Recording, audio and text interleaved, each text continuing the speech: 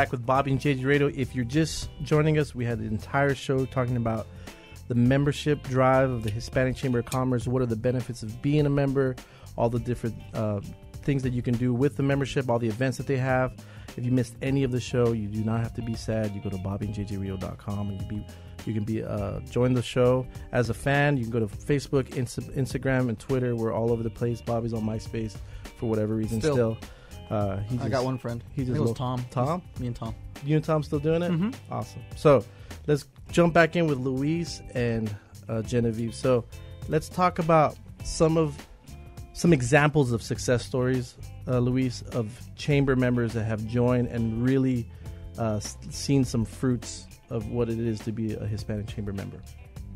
JJ, that's a tough question because fortunately there are so many. Sure. And you're one of them. Awesome. And I can't wait to see how much higher you're going to go yourself and Bobby and the great things you're doing.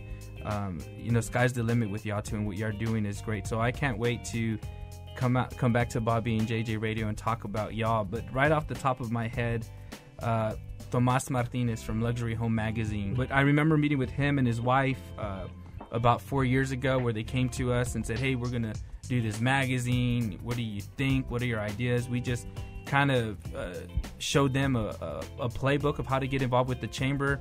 As Monica spoke about earlier, they followed it to a T. I'm not going to say they're having the great success they are having today because of the chamber, but I do want to mention that when you're a part of an organization like the Hispanic Chamber, it doesn't hurt.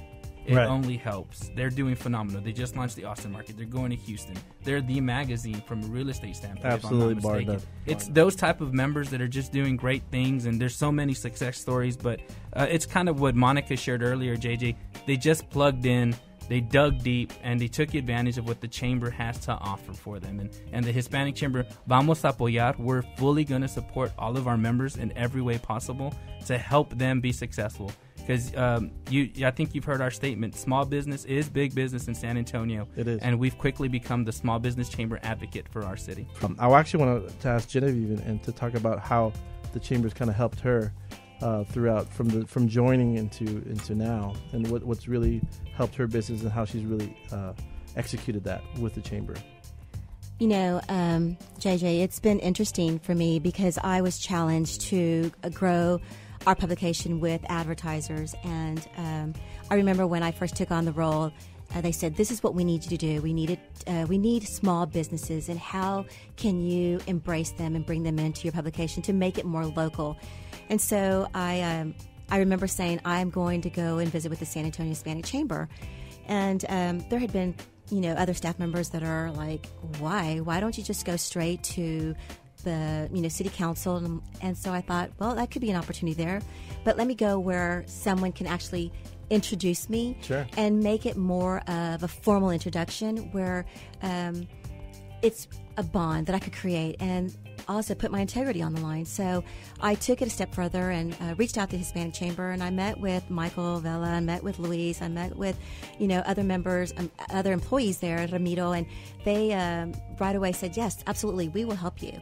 Right. Within 2 weeks, I had met, oh my goodness, so many different people, from 3 movers to Shannon Gonzalez of the insurance company to Patricia Stout with the a travel agency.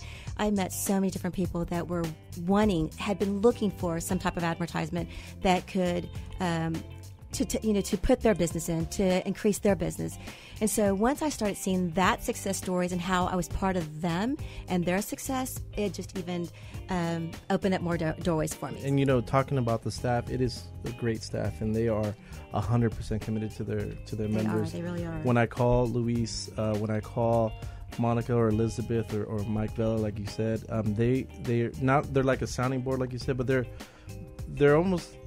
you can tell that 40 hours a week or however long they work, they're committed to the members one way or the other. And if they connect you if you have a problem, they'll connect you with someone that can solve that problem. Or if you need a certain door open, they'll do whatever they can to make it a warm introduction, like you said, instead of a cold introduction, which it really is for most business owners in any particular case, without that connection. And I feel that it doesn't matter what other groups that you can try to join, it's not as committed to their members. I think this is the one chamber that is focused on the members and their success, because they want us to be successful, because as successful as we get, so does their chamber, and it starts to steamroll in that way. If somebody wants information, if somebody wants to see a calendar of all the upcoming events, where can they go?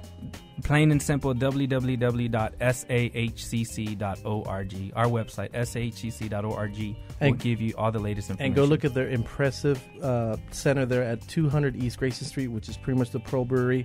If you can have office space there, they can show you around the conference. They'll give you a tour, and you can contact them at 210-225-0462.